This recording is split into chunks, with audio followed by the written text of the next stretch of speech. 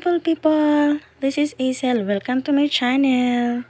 So guys, for today's video is naglimpyo ko ang palaya. Wow!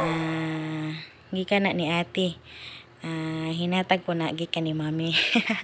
Pasa-pasa.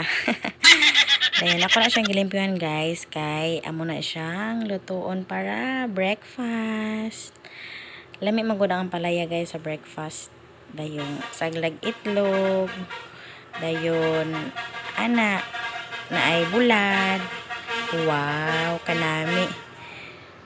Langas kayong sakyanan guys to oh.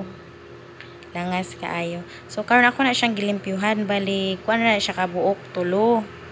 Tulura na siya kabuok akong gilimpyuhan, pero daga na siya kay dagko man siya or tagas na ba niya.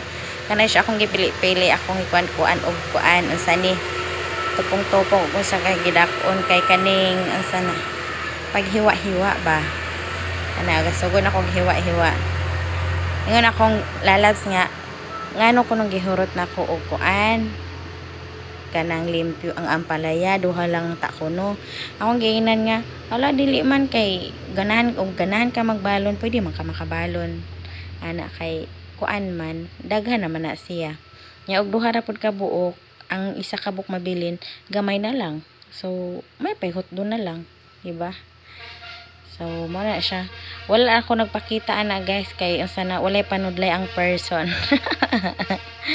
walay panudlay ang person so manang kana lang sa kuan ra half ra ang akong napakita kay unsa pod walay ligo ang wala pay panudlay ang person kay sayo pa kay na sa buntag sa kay sayo sa buntag mausi naman yun ta mga 5 AM magkukumata guys dayon ana 6 AM mga on ana kay ang akong kuan trabahanteng preparahan o pagkaon so ana guys hapit na mahuman ako ang unsa na giwa-hiwa human na gyud na mana so mura na siya guys, thank you for watching, bye bye.